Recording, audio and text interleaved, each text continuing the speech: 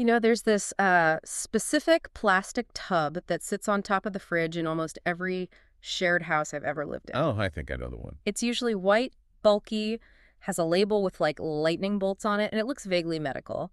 And for years I looked at it and I just thought, okay, that is the stuff for the guys who want to look like action figures. The white tub? Yeah. Let me guess. Creatine monohydrate.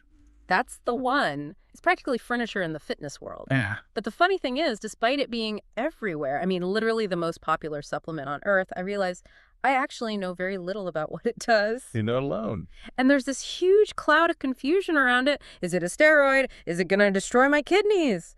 Do I need to drink like 5 gallons of water a day if I take it? It's the paradox of creatine, isn't it? Mhm. It is simultaneously the most researched sports supplement in history. We're talking decades of data, and the one surrounded by the most, well, bro science. Right.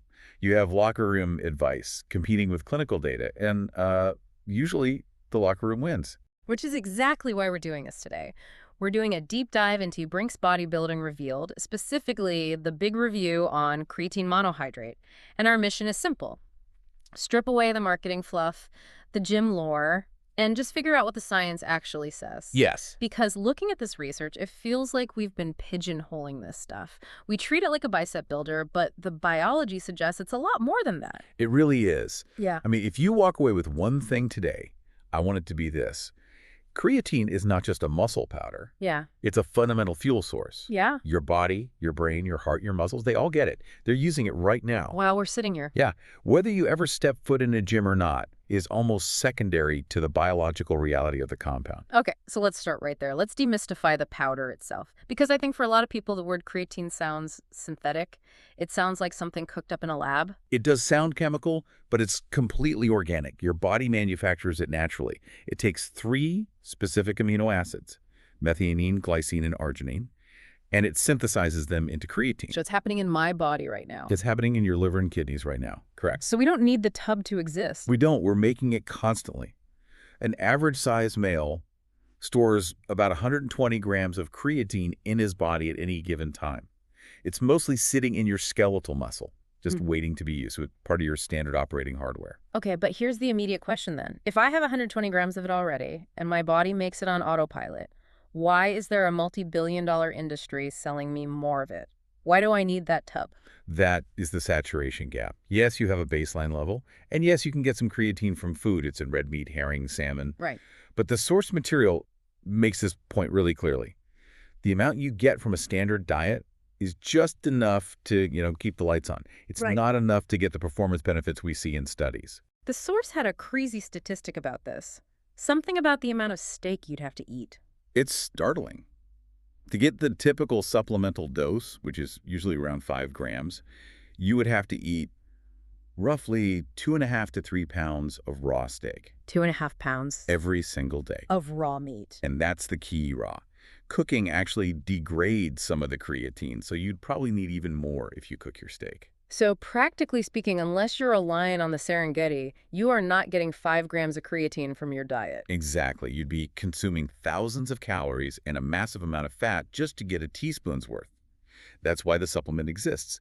It lets you saturate your muscle stores, basically topping off the tank from 120 grams to maybe 160 without that caloric bomb. Okay, so we top off the tank. We take this supplement. What happens mechanically? Because this is where I had that aha moment. I always just thought energy. But the source breaks down this very specific cycle with ATP. This is it. This is the key. To understand creatine, you have to understand ATP, adenosine triphosphate. The body's battery. Pretty much. You can think of ATP as the universal currency of energy in the human body.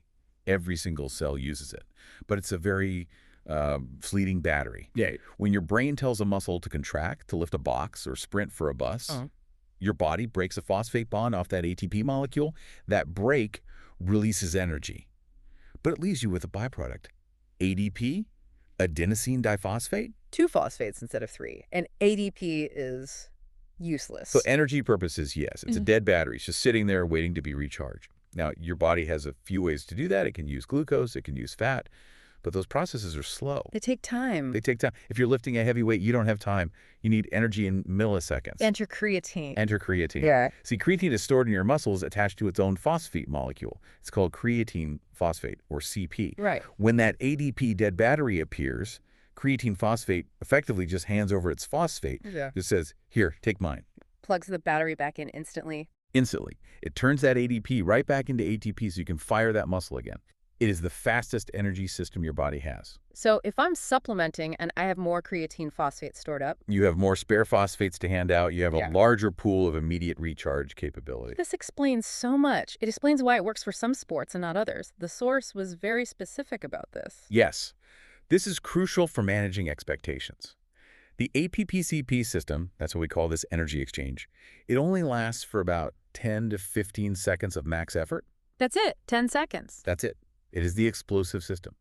So if you're a powerlifter trying to get one more rep or a sprinter exploding off the blocks, you're living in that 10-second window. Creatine is your best friend.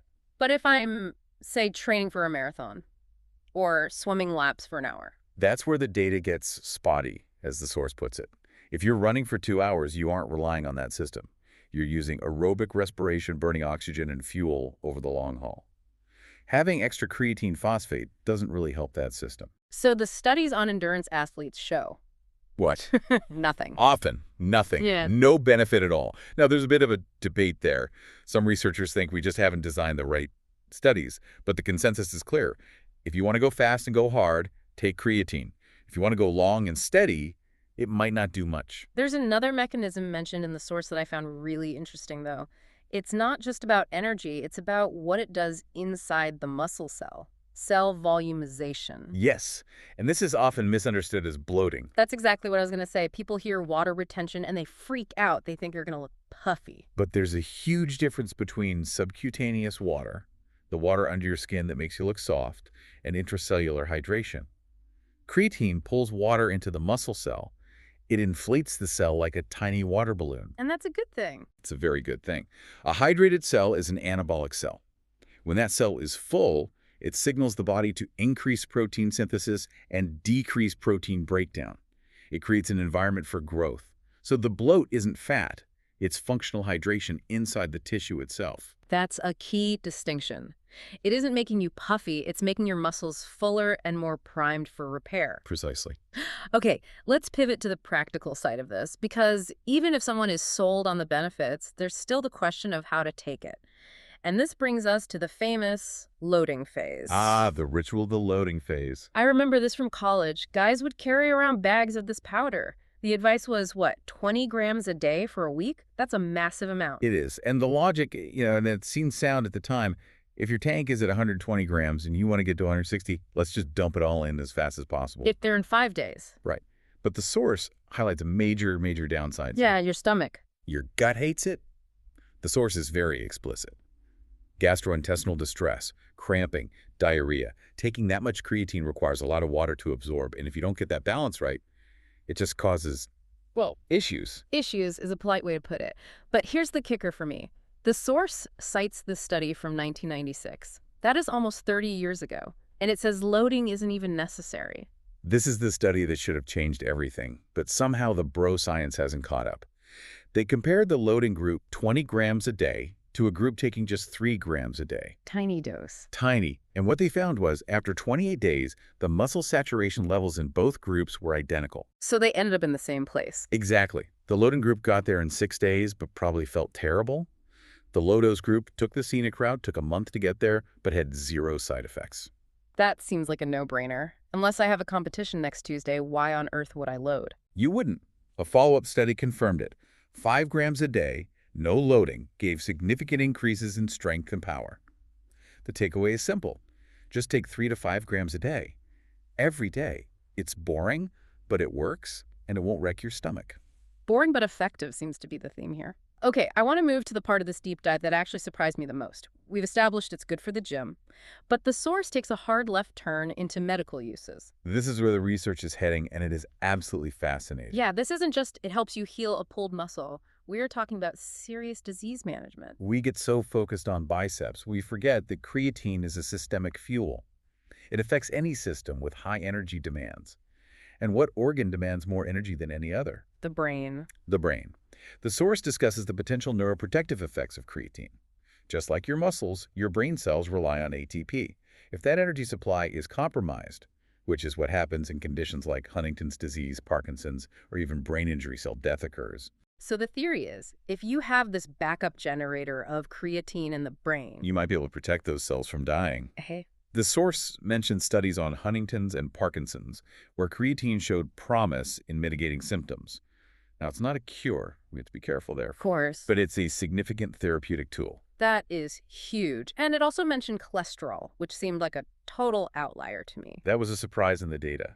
There are studies showing a reduction in total cholesterol and triglycerides by up to 15% in people supplementing with creatine. 15% is not a rounding error. That's a clinical improvement. It is. And then you have wasting syndromes, conditions like HIV or even just sarcopenia, which is age-related muscle loss. Muscle is metabolic currency. If you lose it, your health declines rapidly. Creatine helps preserve that lean tissue. It really changes the profile of the typical user, doesn't it? We picture a 25-year-old weightlifter. But based on this, the ideal user might actually be an 80-year-old. I would argue that the older population stands to gain more from creatine than the 25-year-old. The young guy wants slightly bigger arms. The older person wants to maintain the ability to walk upstairs and keep their brain sharp. The stakes are just higher. The source also mentioned children with inborn errors of metabolism. What is that? This is rare, but it's heartbreaking. Some kids are born without the enzymes needed to create their own creatine. They can't make that baseline 120 grams. So they're running on empty from day one. Effectively, yes. And this leads to severe neurological issues. For these kids, creatine isn't about getting jacked. It's basically a medicine. It proves how vital this compound is to human life. That's a powerful perspective shift. But, and there's always a but, we have to talk about safety. Because if I go to Google right now and type creatine side effects, the first thing that will pop up is kidney damage. The zombie myth. It just will not die. Where did this even come from? Is it completely made up? No, it's not made up. It's a misunderstanding of how we test kidney function. This is a bit technical, but it is crucial. When you go to the doctor, they draw blood and check your kidneys by looking for a marker called creatinine. Which sounds a lot like creatine. It's related. Yeah. Creatinine is the waste product of creatine metabolism.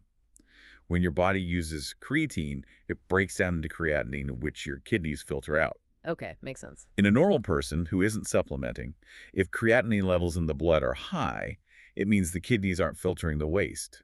So high creatinine can equal kidney failure. If I haven't taken 5 grams of creatine a day, You're artificially loading your system.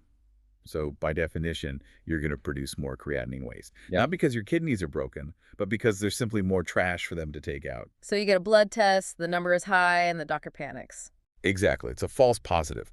The source is very emphatic about this. It calls out ignorant medical professionals, strong words, who see that number and immediately tell patients to stop without realizing it's a predictable, harmless side effect of the supplement. That's incredibly frustrating. It is. The source confirms that for healthy individuals, there is zero evidence that creatine damages the kidneys.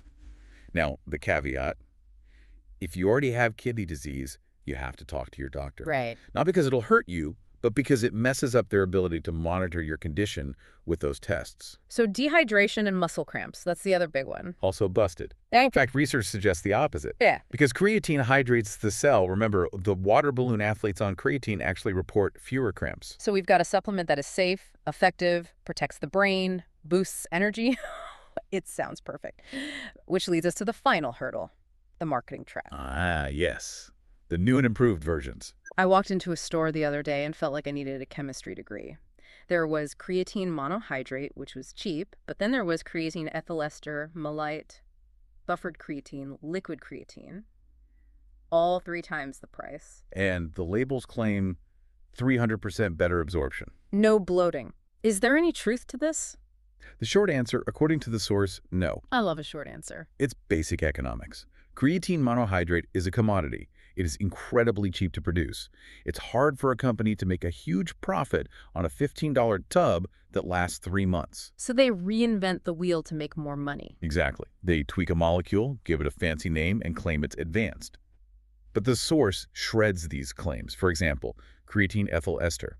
The marketing says it absorbs better. The data says it's actually less stable and degrades faster than monohydrate. And what about liquid creatine? That seemed convenient. That is the worst offender. Creatine is unstable in water. If you mix it and leave it on the counter for a few days, it breaks down into creatinine, that waste product. So if I buy a bottle of liquid creatine that's been sitting on a shelf for months. You are buying expensive wastewater? You're likely drinking creatinine soup. Wow. Unless they have some rare, unproven stabilization technology, it's essentially useless. The source did mention a non-responder theory, though. That was interesting. It was. There's a small percentage of the population, maybe 20–30%, who are non-responders to monohydrate. Their muscles might be naturally saturated already, or they just don't uptake it well. And for those people? For them, it is theoretically possible that a different form, like creatine citrate, might offer a benefit. But the source stresses this hasn't been proven in head-to-head studies. It's a maybe at best. So the verdict is pretty damning for the fancy stuff. The verdict is, don't overcomplicate it. Creatine monohydrate is the most well-researched supplement known to mankind. It has thousands of studies. The fancy forms have a handful, if any.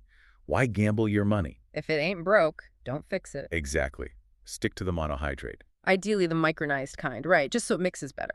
Sure, micronized just means the powder is finer so it doesn't feel like you're drinking sand. Okay. But chemically, it's the same stuff.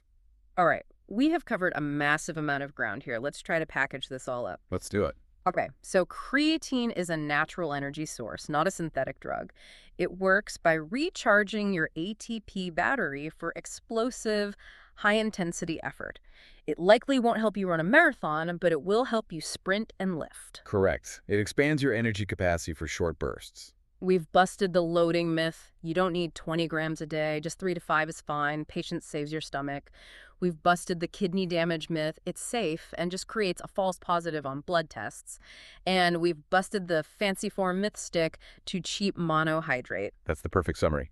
But the thing that's going to stick with me is the health potential. The idea that this isn't just for building biceps, but for protecting the brain, managing cholesterol, and maybe even aging gracefully. That is the bigger picture. We live in a society obsessed with longevity. We're always looking for the next superfood or expensive peptide treatment. And yet, here's this white powder sitting on the shelf for 30 years, costing pennies a serving. That might be one of the most effective anti-aging tools we have. It really makes you wonder what else we've dismissed because of gym bro associations. It does. We tend to separate sports performance from health as if they're two different things. But a body that performs well-efficient energy, strong muscles, hydrated cells is almost always a healthy body. So maybe we should stop asking how much can you bench and start asking how efficient is your ATP cycle? It might not sound as cool on a t-shirt, but it's definitely the more important question. Do something to chew on. Next time you see that tub on the fridge, give it a little more respect. It's doing a lot more than just pumping up muscles. Thanks for listening to this deep dive. We'll catch you on the next one. Stay curious.